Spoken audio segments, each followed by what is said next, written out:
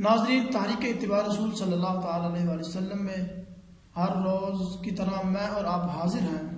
یہ پروگرام اتباع رسول صلی اللہ تعالی علیہ وآلہ وسلم جو ہے انشاءاللہ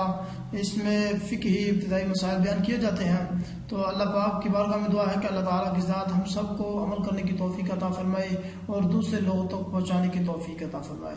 آج کی نشست کے اندر ہم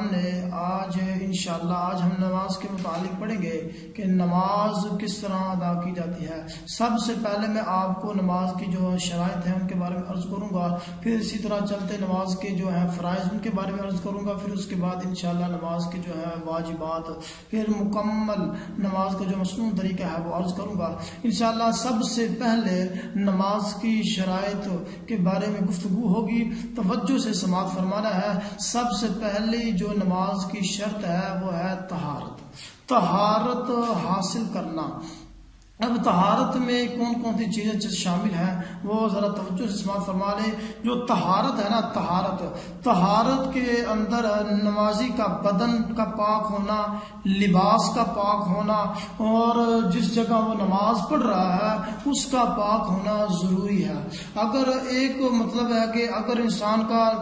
بدن پاک نہ ہوا تو تب بھی نماز شرط نہیں پائی جائے گی اور نماز نہیں ہوگی۔ اسی طرح اگر لباس پاک نہ ہوا تو شرط نہیں پائی جائے گی، اور اگر شرط نہیں پائی گئی تو نماز بھی نہیں ہوگی۔ اور اسی طرح جس جگہ وہ نماز پڑھ رہا ہے اگر اس جگہ نجاست والی جگہ ہے، وہ ناپاک جگہ ہے، اگر اس پر نماز پڑھے گا تو شرط نہیں پائی جائے گی، تو شرط نہیں پائی گئی تو نماز بھی نہیں ہوگی۔ طہارت کا حاصل کرنا یعنی نمازی کا بدن اور نمازی کا لباس اور جس جگہ نماز پڑھ رہا ہے وہ جگہ کا پاک ہونا، یہ تینوں چیزیں طہارت کے اندر شامل ہے۔ اسی طرح ستر عورت، دوسری شرط ہے کہ ستر عورت ناظرین سماعت فرما لیں کہ مرد کی جو عورت ہے وہ کتنی ہے، مرد کی جو شرمگاہ ہے وہ کتنی ہے۔ ناف کے نیچے سے لے کر گھٹنوں کے نیچے تک یہ مرد کی جو ہے یہ شرمگاہ ہے، اتنی کو چھپانا شرط ہے، اتنی چھپانا جو ہے یہ ضروری ہے۔ اگر انسان سارا بدن کا حصہ چھپا لے تو یہ بھی ماشاءاللہ اچھی بات ہے۔ تو اسی طرح جو عورتوں کی شرمگاہ ہے اور جو عورتوں کی جو ہے وہ ہے 5 اعضاء کے علاوہ، 5 چیزوں کے علاوہ جو ہے تمام جسم کا ڈھانپنا یہ ضروری ہے عورتوں کے لیے۔ میری مائیں بہنیں وہ بھی سماعت فرما لیں کہ سب سے پہلے 5 اعضاء میں سے پہلی چیز ہے کہ منہ کی جو ٹکیا ہے اس کا جو ہے اسے منہ کی ٹکیا اگر نہ چھپائے تو اس میں کوئی حرج نہیں ہے۔ اور دوسرا کہ دونوں ہاتھوں کی جو ہتھیلیاں ہیں، جو ہے دونوں ہاتھوں کی ہتھیلیاں، ان کو اگر نہ چھپائے تو اس میں شریعت نے اس میں بھی جو چھوٹ دی ہے۔ اسی طرح تلووں کے علاوہ اگر تلوے جو پاؤں کے نیچے تلوے ہوتے ہیں ان کے بارے میں بھی علماء نے فرمایا ہے کہ وہ ان کے بارے میں بھی چھوٹ ہے، لیکن ان 5 اعضاء کے علاوہ عورت کے لیے تمام جسم کا چھپانا ضروری ہے۔ تمام جسم کا چھپانا یہ اس کے لیے شرط ہے، اگر اس نے شرط مکمل نہ کی تو وہ اس کی نماز ہی نہیں ہوگی۔ اسی طرح ناظرین بعض عورتیں اس طرح کرتی ہیں کہ جو ہے نماز پڑھتی ہیں تو آج کل کا جو فیشن بن گیا ہے کہ باریک لباس ہے، بالکل باریک لباس ہے، اور جو ہے اس میں سٹائل آ گیا ہے کہ عورتیں جو ہے ٹخنے سے اوپر جو ہے شلوار کر لیتی ہیں اور لباس بہت باریک پہنتی ہیں جس میں عورت کے جو ہے مطلب ہے کہ اعضاء نظر آ رہے ہوتے ہیں۔ ناظرین اگر اس طرح کا لباس پہن کر اگر عورت نماز پڑھے گی تو نماز نہیں ہوگی۔ ہاں، اگر عورت نے موٹا کپڑا پہنا ہوا ہے تو موٹے کپڑے کے اندر جو وہ تھوڑا سا فٹنگ میں ہے، اگر اعضاء جو ہے محسوس ہو رہے ہیں لیکن وہ ہے کپڑا موٹا، تو اگر کپڑا موٹا ہوگا تو پھر وہ نماز ہو جائے گی۔ اگر کپڑا باریک ہوا، اگر بال نظر آ رہے ہیں یا جسم کے جو ہیں اعضاء وہ ظاہر ہو رہے ہیں، تو اگر جسم کے اعضاء ظاہر ہو رہے ہیں تو پھر شرط نہیں پائی جائے گی اور نماز نہیں ہوگی۔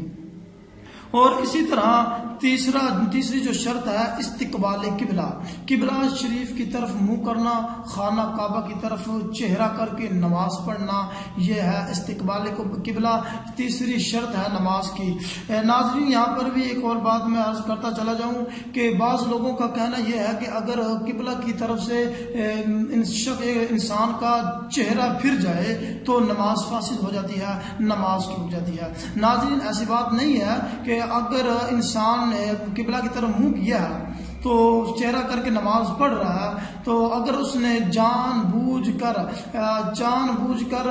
اپنے جو ہے سینے کا رخ چینج کر لیا، قبلہ سے سینے کا رخ پھیر لیا، اگر اس نے جان بوجھ کر کیا تو نماز فوراً فاسد ہو جائے گی۔ اگر اس نے جان بوجھ کر نہ کیا، غلطی سے ہو گیا، اگر اس طرح ہوا تو پھر علماء نے فرمایا کہ 3 بار سبحان اللہ کی مقدار اگر اس سے پہلے قبلہ کی طرف اپنے سینہ کو کر لے تو پھر نماز ہو جائے گی۔ اگر 3 مرتبہ سبحان اللہ کی مقدار ہو جائے تو پھر بھی اس کا سینہ جو ہے قبلہ سے پھرا رہے تو اس سے نماز فاسد ہو جائے گی، نماز ٹوٹ جائے گی۔ اسی طرح ناظرین انسان کہیں سفر پر جا رہا ہے یا ایسے مقام پر پہنچ گیا ہے جہاں پر قبلے کا جو ہے پتہ نہیں چل رہا کہ قبلہ کس طرف ہے، وہاں پر اب کیا شریعت نے بتایا ہے؟ شریعت نے کہا ہے کہ وہ غور و فکر کرے، تحری کرے کہ جس طرف اس کا غالب گمان ہو جائے اس طرف وہ اپنا چہرہ کر کے نماز پڑھ لے۔ ہاں اگر نماز پڑھنے کے بعد اسے پتہ چل گیا کہ قبلہ تو اس طرف نہیں تھا جس طرف میں نے نماز پڑھی ہے، قبلہ تو دوسری طرف ہے، تو اس کے بارے میں علماء نے فرمایا کیا وہ جو ہے نماز لٹائے گا یا نہیں؟ علماء نے فرمایا کہ وہ نماز نہیں لٹائے گا، اس کی نماز ہو جائے گی۔ اسی طرح ناظرین چوتھی شرط جو ہے وہ وقت ہے، وقت کا ہونا۔ اگر ظہر کی نماز کا ٹائم ہے ظہر کی نماز ادا کرے، یہ نہیں کہ اگر ظہر کی نماز کا وقت ہے تو آپ اس میں عصر کی نماز ادا کر لیں، اگر مغرب کا نماز کا ٹائم ہے تو اس میں آپ عصر کی نماز ادا کر لیں، اس طرح ناظرین نماز نہیں ہوگی۔ وقت جس نماز کا وقت ہے اسی وقت میں وہی نماز ادا کی جائے گی۔ ظہر کی نماز کا ٹائم ہے تو وقت ہے تو اس میں ظہر کی نماز ہی ادا کی جائے گی، اگر عصر کا وقت ہے تو اس میں عصر کی ہی نماز ادا کی جائے گی۔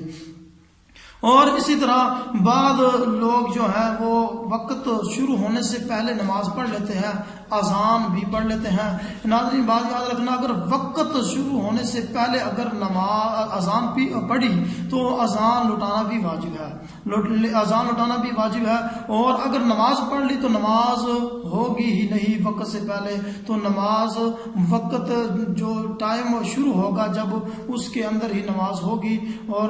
اسی طرح کہ وقت میں جس نماز کا وقت ہے اسی نماز کو اسی ٹائم میں ادا کرنا۔ اسی طرح ناظرین آگے بڑھتے ہیں، 4 شرطیں ہو گئی ہیں نماز کی، 5ویں شرط ہے کہ نیت کرنا، کہ جب بھی انسان نماز پڑھے تو نیت کر لے کہ میں یہ نماز پڑھ رہا ہوں۔ اگر ظہر کی نماز پڑھ رہا ہے تو ظہر کی نماز کی نیت کر لے، اگر عصر کی پڑھ رہا ہے عصر کی نماز کی نیت کر لے۔ اگر انسان نے نیت کیے بغیر نماز پڑھی تو یا اس نے جو ہے کہ اب پڑھنی ظہر کی نماز تھی تو اس نے جو ہے عصر کی نماز کی نیت کر لی، ناظرین اس طرح نماز نہیں ہوگی۔ ہاں اگر آپ نے ظہر کی نماز پڑھ رہے ہیں تو زبان سے کلمات آپ کے نہ چاہتے ہوئے نکل گئے، بھول کر نکل گئے کہ میں نیت آپ نے جو ہے عصر کی نماز کی کر لی، اور نہ چاہتے ہوئے بھول کر اگر جو ہے زبان سے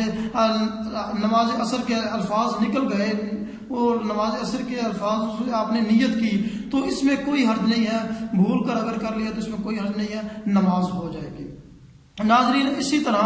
5 ہماری شرطیں مکمل ہو گئی، اور آخری شرط ہے تکبیر تحریمہ۔ جب نماز ہم نے شروع کرنی ہے لفظ اللہ اکبر کہنا ہے اور نماز میں داخل ہو جانا ہے، نماز شروع کر لینی ہے۔ اگر لفظ اللہ اکبر یہ کہنا ضروری ہے، کیونکہ اگر لفظ اللہ اکبر نہ کہا تو نماز ہی شروع نہیں ہوگی، اس لیے تکبیر تحریمہ کا کہنا بھی یہ شرط ہے۔ تو اسی طرح ہماری نماز کی جو 6 شرطیں ہیں وہ مکمل ہو گئی۔ تو اللہ پاک کی بارگاہ میں دعا ہے کہ اللہ تعالیٰ کی ذات